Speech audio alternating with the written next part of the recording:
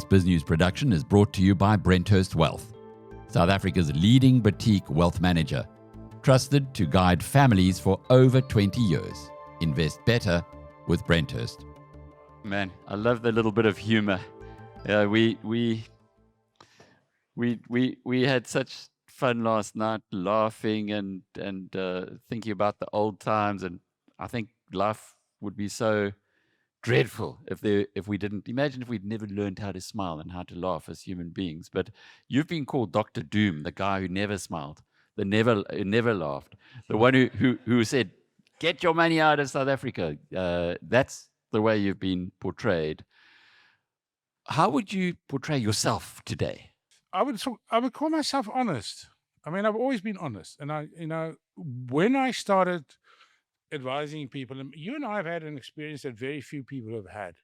You've been to 19 Davos conferences. I've been, as a journalist at the Star, I think I went to 4 or 5 World Bank IMF conferences all over the world. Bangkok, Washington, Sao Paulo. You get a view of the world, a view of South Africa, where it fits into the world in terms of the economy and politics and so on.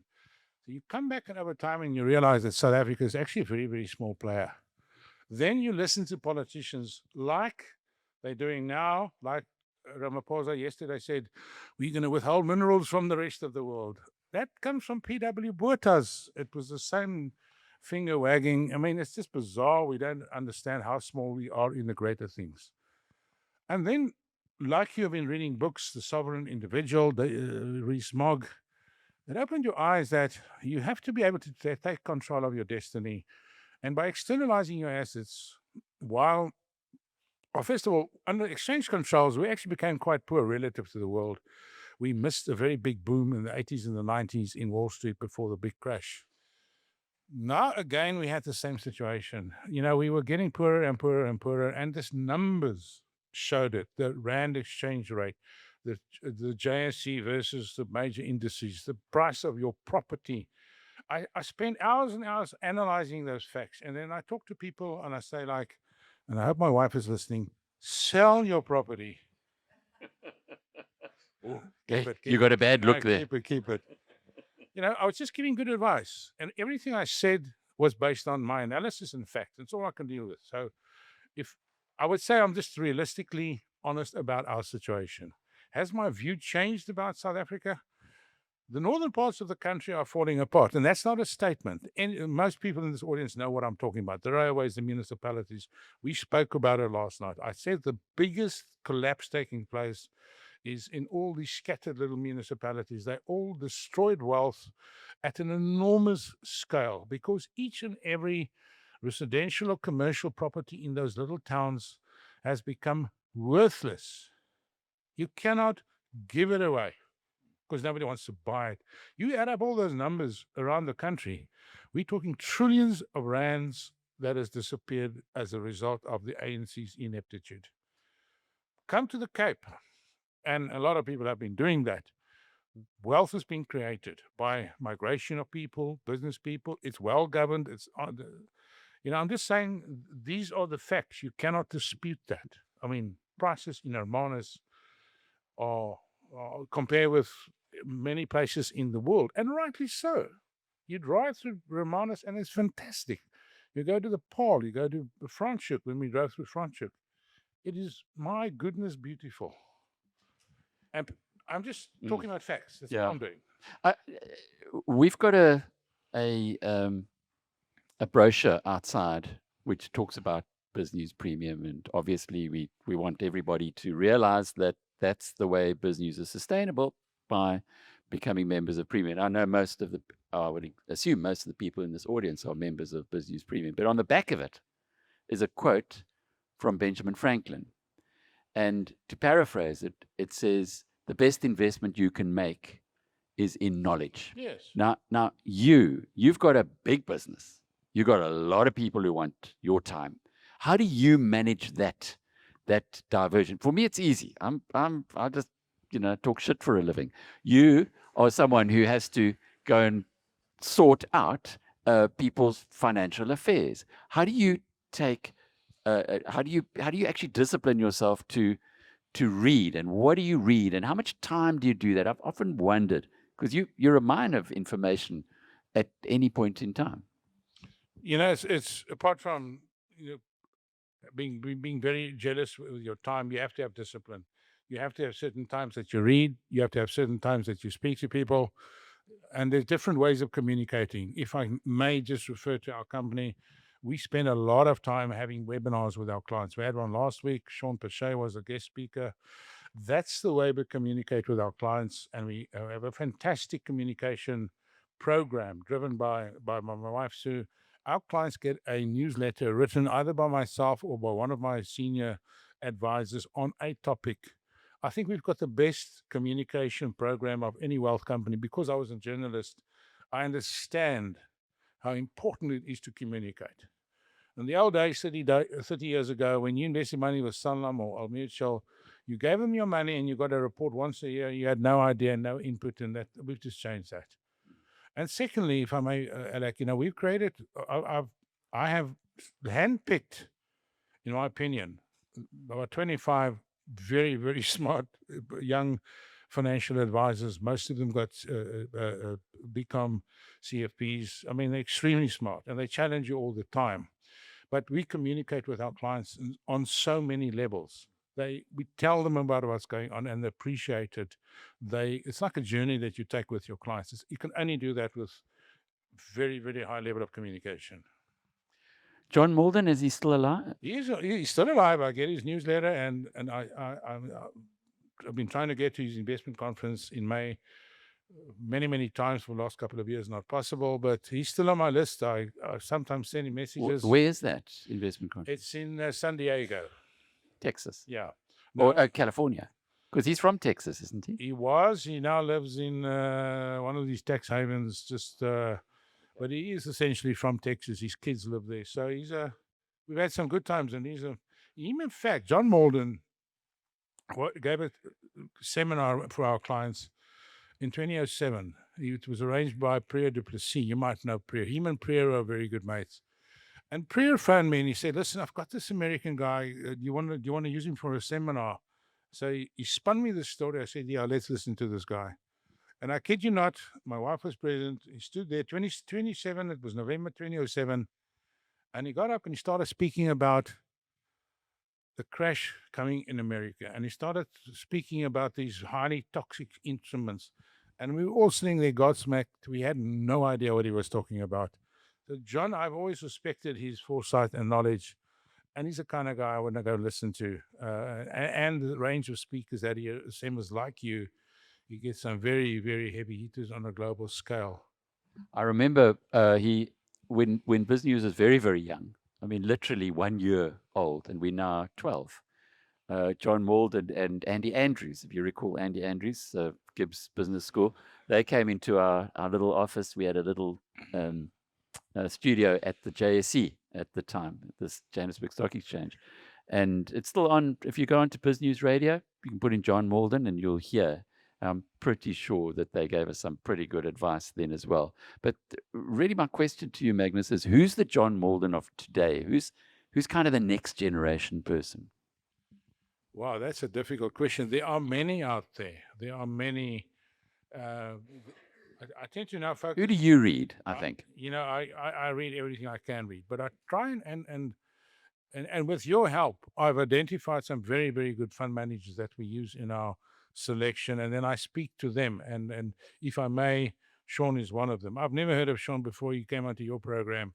I liked what I heard. I phoned him up and I said, "Can we talk?" I liked what he told us, and we started using his fund with great success. Tony Bell, absolute critical thinker, and totally different.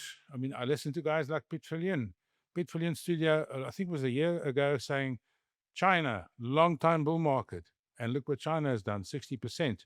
This is what you get coming to business. You get guys telling you about Bitcoin. That went up. China went up. And so I always believe in the power of the collective mind. None of us here in this audience knows everything about the stock markets and investment markets. But collectively, there's a heck of a lot of knowledge still floating around.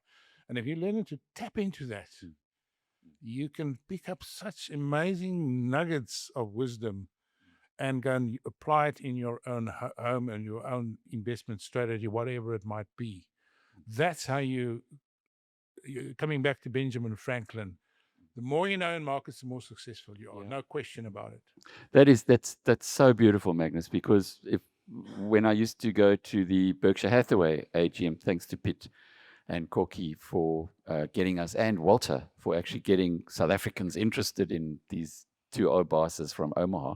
I remember them talking about people like Benjamin Franklin and Marcus Aurelius and Cicero. Now, where would an oak from Newcastle get to hear those names? And I tell you what, they've changed my life by reading that, and that whole idea of compounding of knowledge, exactly what you've been doing. Just to get back though to that 1.3 trillion that you spoke about that's left the country, what would be required? And please don't say impossible. What would be required to bring it back? What could we, those of us who live here, do to make this a kind of country that the 1.3 trillion that's there, it comes back here because it's actually going to do better here and safer here than where it is now? You know, if the investors, and it's interesting that what makes it come back? I mean, the current year, the last year, the JSE has outperformed most world markets as a result of Naspers process and the gold mines. So that's nice. There is in the performance, but it's a very, very, very focused and couple of shares that have boosted the JSE. What would be that trigger? And I know Rob has been speaking about it, and Pitt and everybody. You will have to have a total change in government approach to protection of property rights, protection of just about everything, and be pro business. Stop bashing business at every turn. That the people say, why am I going to put more money? I'm going to get bashed by the ANC again. Will they bring their money back? I doubt it, but they will.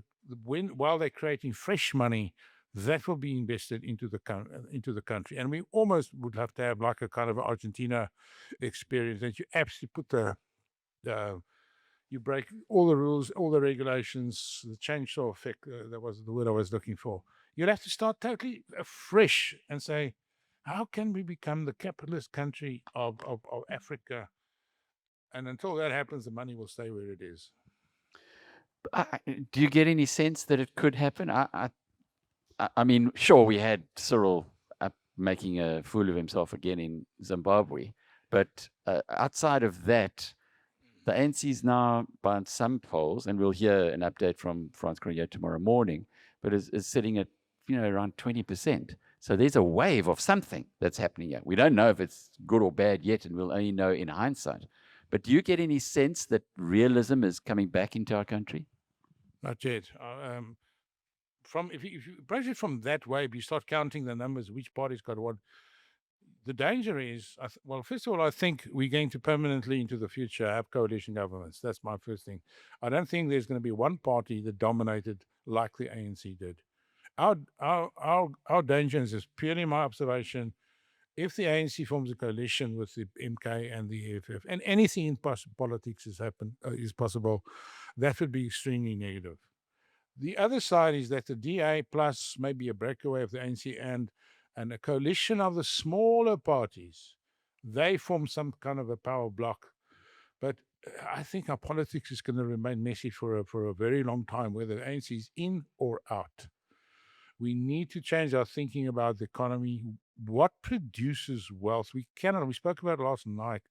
We cannot sleep at night in our beds anywhere in the country with an unemployment rate of 35, maybe 40%. That is a tinderbox waiting to happen, and it can happen anytime. We need to get people into jobs. There's an argument there for Gigi. Unfortunately, he's not with us now, but we will get him back in March, where he does challenge that. But nevertheless, just to let you know, Magnus is open to questions.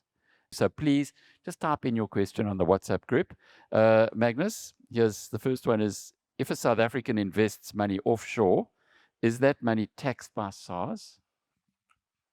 Yes, of course. It's treated like any investment. There are tax saving strategies, but eventually you'll be taxed on estate duty unless you put it into a trust day one, but you are taxed on the same way. But there's a little tax savings.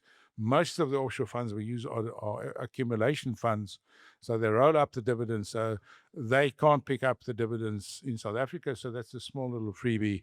But it's part of your balance sheet. As I said, you will be taxed if you sell and move out. So the investment companies will send a statement saying you've sold and there's tax to be paid. Yeah, but we know quite a few guys take a chance. You know, they don't. They say, "Well, do you want this price, or do you want to give me cash and not pay 14% or 15%?" So there's a bit of that. Do you take a chance? Can you take a chance with not disclosing? Only at 20%, not 15%. That's not my price. No. We can't. It's out of our hands. If you're dealing with any, remember, South Africa was on the grey list, and the grey list has caused so much supervision and looking for South African money, and they know about your money. Whether it's a bank, investment company, there is the, what do they call it? They exchange information, banks automatically or on request. So that is a dangerous path to tread. And of course, we cannot go. We tell our clients, don't try those games, because we don't want to be sucked into that. And effectively, we can't.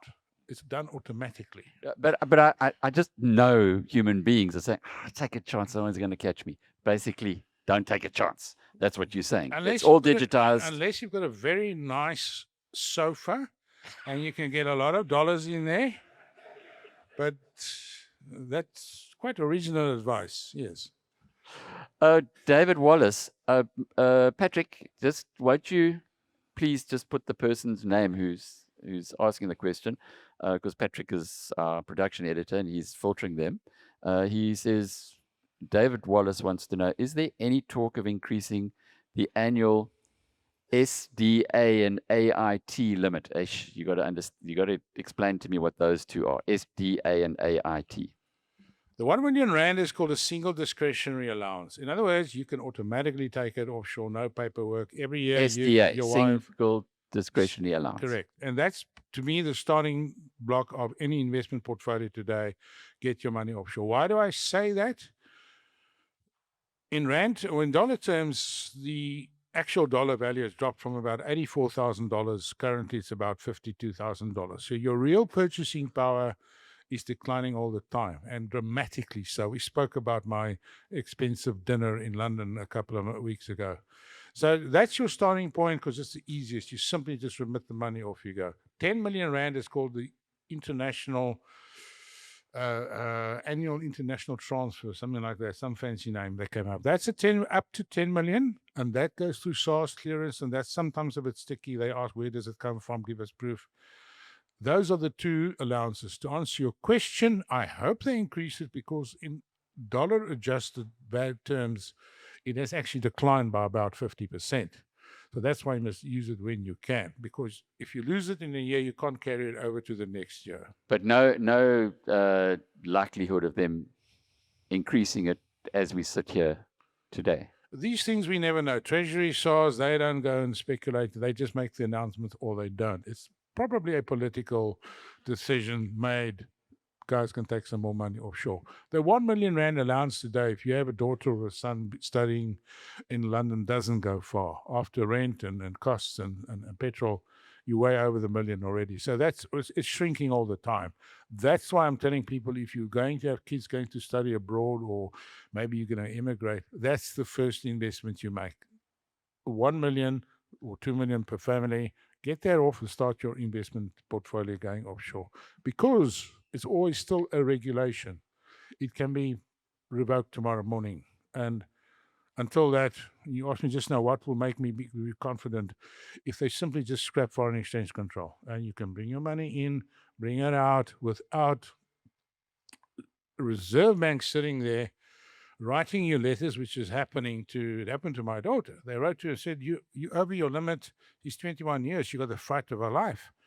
You over your 1 million, because there are reams of people with computers tracking all your expenses, your Netflix subscription and your Amazon orders. It all comes off your 1 million rand allowance. Most people don't know it. Even your business subscription comes off the 1 million rand allowance. So just remember that too. Okay. Rob Hersoff's got a question for you, Magnus. Hey, who's pinging you? Are we going to boo somebody? If you had to commit capital to South Africa, where would you invest? Which sectors? In the public market and in private equity, if you had to. So you had blocked rand, whatever, where would you be putting the money? Well, it depends what kind of business it is. I think agriculture is quite an interesting one, and for many years it's actually been doing very well. The other one would probably be tourism. I think with the rand and we are so cheap, and Western Cape tourism, you'd probably be looking at building a new airport in the Winelands, or that's where I would be looking at tourism. And I've been saying this for a long time. Are you a shareholder? I could be. No, that's where I would be looking. And I mean, if you look at our farming, our farmers, despite everything that's against them, they are still producing, they're still feeding us, and you get some very, very smart players in that space. So that's where I probably would look at something that it's a localized industry. We're not competing with the rest of the world here. That's what I'll be looking at probably. And as far as property is concerned? Property, well, for 10 years I've been saying buy in the Western Cape, Valdevie, Franschhoek, Hermanus, and you know, it's now all becoming true, because the move of people with money from the north to the south to the Cape has been enormous. I mean, that's the derde groot trek kind of stuff. It's quite astonishing. It was just by chance that I came across Valdevie, but I saw something yesterday. The prices have trebled in 5 years in Valdevie. And it's not only South Africans. There's about 30% foreigners who come here and they look at the lifestyle and they say, I want to be here for 6-7 months of the year when it's lousy weather in Europe. And they're buying these 50 to 100 million rand properties as if it's candy. And so the Western Cape, for instance, the Paul, I know of 17 developments in the pipeline in and around Paul, plus AfriForum, Solidarity, building a new Afrikaans university. They're opening up a temporary campus next year. There'll be, I think, 10,000 pupils in 5 years. Now, think of what that will do to the town and the purchasing power of that town. It's a second Stellenbosch. So I've been telling people for free, go and buy in the Paul. That to me is quite an incredible town. We have 2 high schools playing rugby, and there's 30,000 mad, besotted parents, grandparents sitting on those stands. It's like nothing else in South Africa or in the world, in my opinion. Amazing. Well, it also just shows you what the potential is for the rest of the country, because if foreigners are quite happy to invest due to the lifestyle and the climate, if we could get the rest of the country right, it would open the We can just get corruption. I mean, this guy was shot a week ago. He was actually shot in my old boardroom. They bought that building from me in Saxonwold. And the guys are getting taken out. And I see for the first time now, and I must comment about Hendrik de Tooy now actually saying, guys, this must now stop. And I would like the Al Mitchells and the Salams and the Alan Grays to also say collectively, say, guys, we provide massive amounts of taxation for the government. This is affecting everybody's wealth. It's time to stop. So I'm very pleased Hendrik is eventually got up and said what he said. Rob, you don't feel too as lonely as you were earlier or last week, eh? Hendrik's joined the team. And I think, as Magnus says, it's about time that you had lots of others doing it as well. Jacques Popard's question is there donations tax on SDA paid into an offshore trust in excess of the annual donations limit, 100K per annum?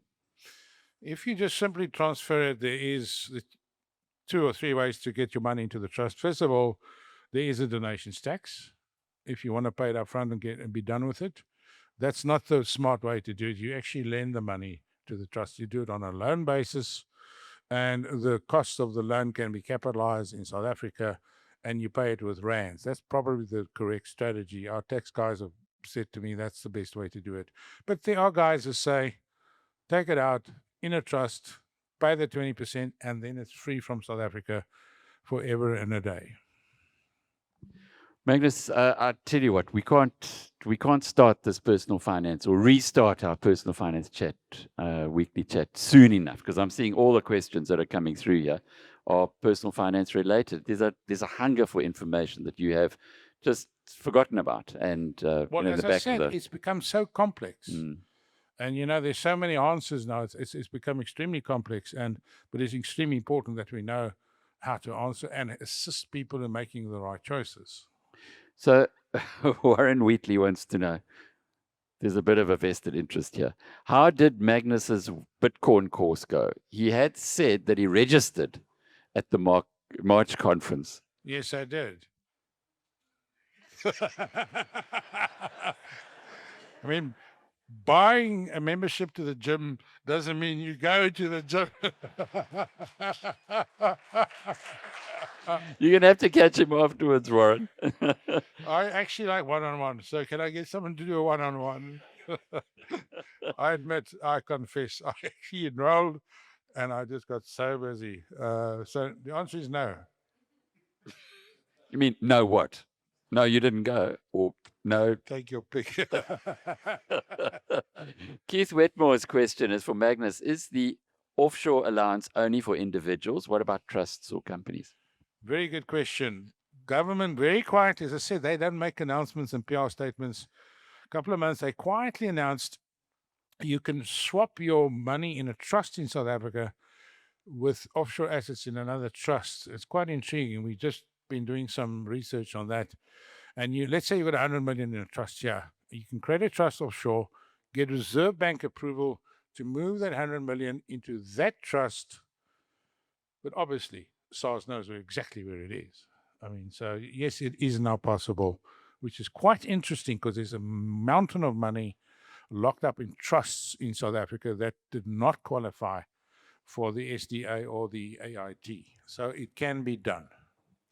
What's your view on Cape independence? From Talal Salim. He says, and if it were to happen, what is your view on the potential for investments into the Western Cape?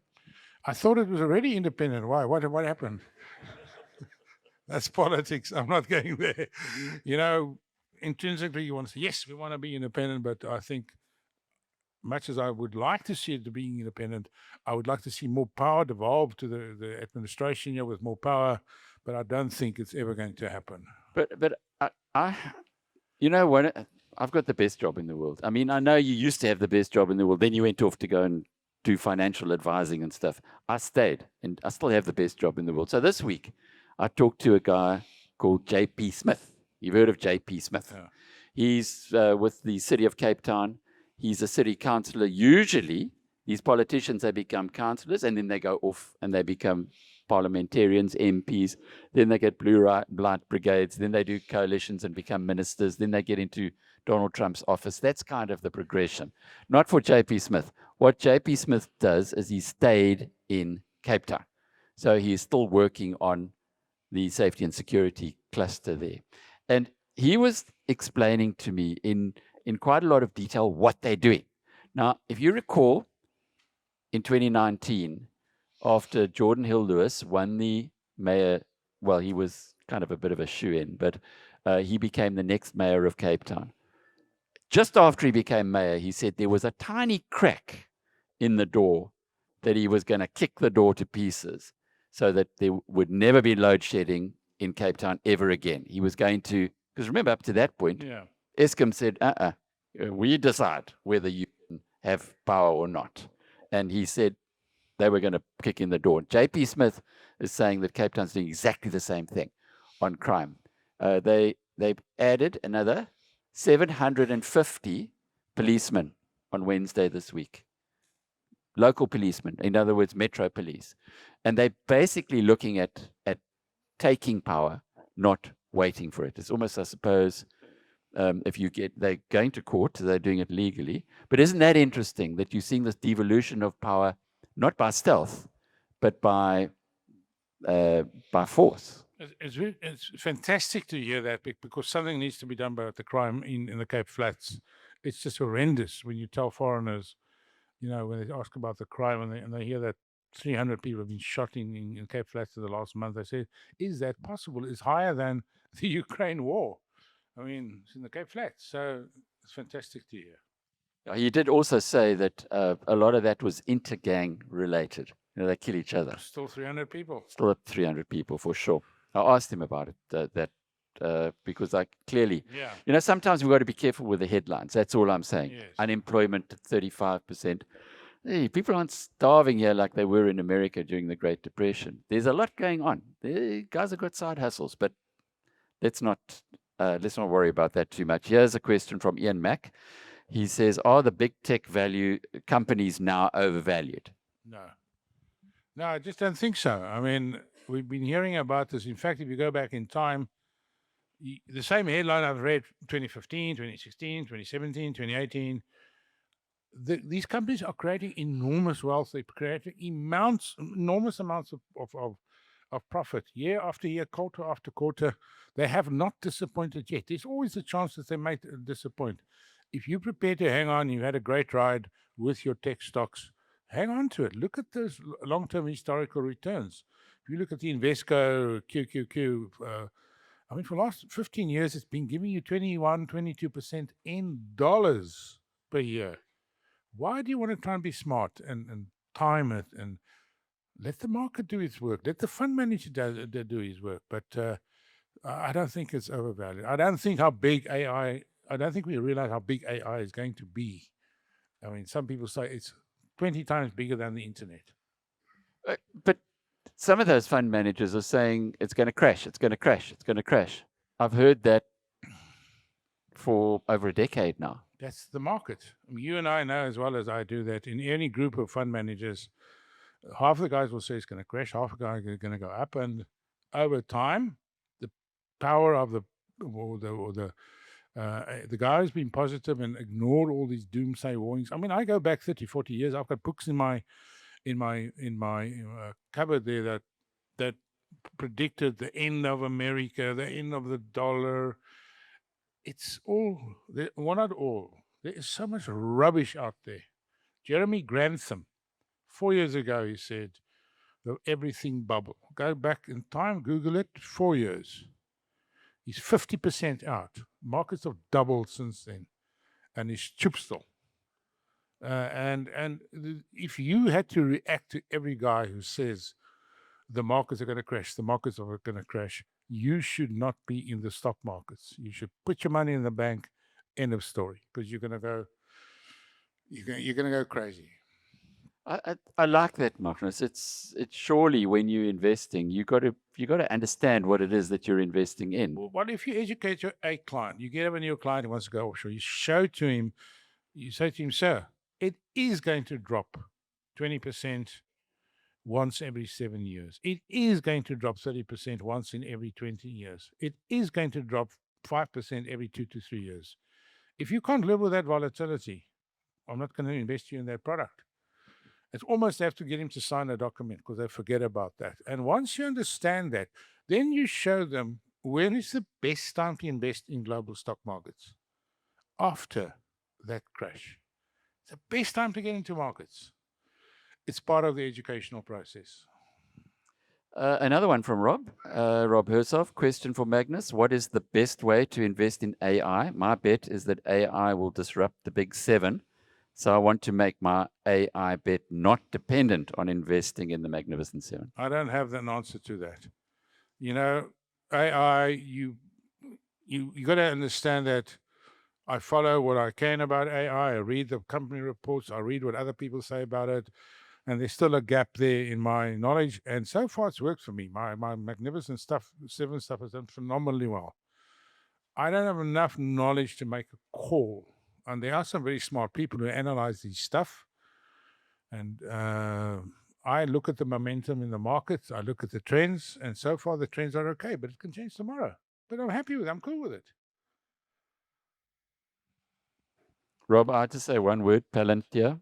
Bought at 850. It's now 160.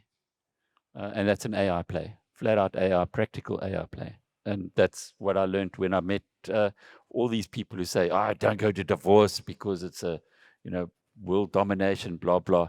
If you've got Palantir shares as a result of what we said at BizNews, you thank Davos, because that was where I met Alex Karp. And I would never have known who Alex Karp was if it wasn't for the World Economic Forum. So there's one for poor old Klaus who's gone now. John Endres, another one of our presenters over the next couple of days, he says, will over-indebted governments try to inflate their debt away? What inflation-resistant asset classes are interesting to you? Gold is the answer. I mean, gold is, and I mean, it's been the classic, and that's exactly what's happening. If you look at, and one of your members of the tribe, David Melville, I don't know if he's here, he's been doing a hell of a lot of work trying to get guys to buy into gold, and well done, Dave. So gold is looking interesting. Central banks in the world are now buying more gold than treasuries, US treasuries. Gold price itself, by the way, yesterday, and this just shows how the markets sometimes work, about 3 to 4 years ago, Old Mutual wanted to close its gold fund. And there was a lot of resistance from a bunch of old toppies. And eventually... And David Melville. Yes. They got the fund to stay open. Guess what was the return of the Old Mutual Gold Fund in the last year in dollar terms? 100%. 100%. So remember, sometimes investment companies will sell you what they want you to buy, not what you want to buy. And so I'm glad our mutual backed up and kept it going and gave 100% dollar returns. For some of our clients who like gold, I mean, they are smiling. That's an unbelievable return. It's 100% in 1 year. Dit moet gedoen word, as Neil de Beer would say. A question from Raul Miller. There has been a growing value bias towards US markets. For purposes of geographic rationalization, where should we look next? I would look at Japan. I've been saying this for 3 years.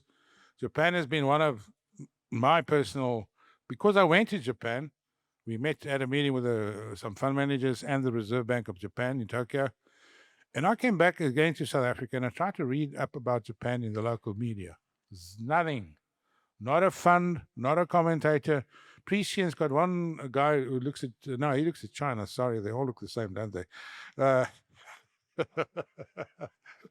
So I then went out and I found a fund, Orbis Global Equity. There's your advice for free, ladies and gentlemen.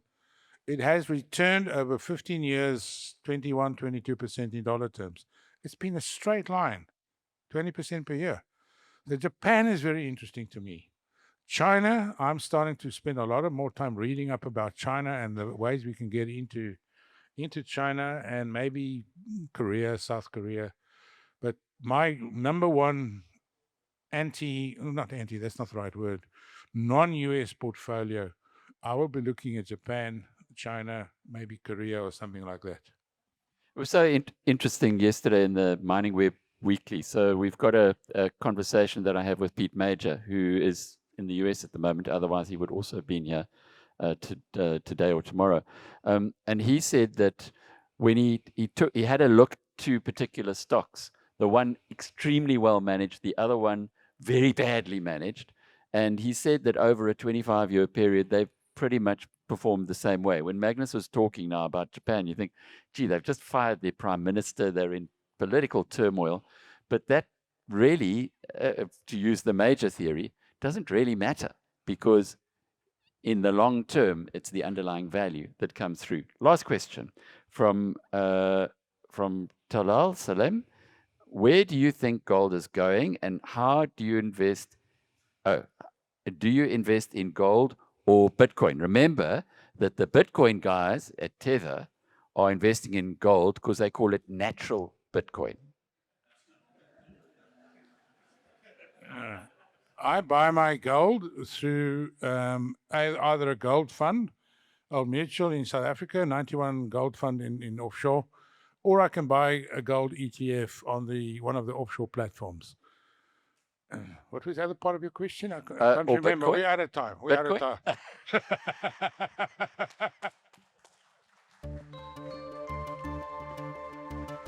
This BizNews production is brought to you by Brenthurst Wealth. Building wealth and protecting legacies since 2004. Invest better with Brenthurst.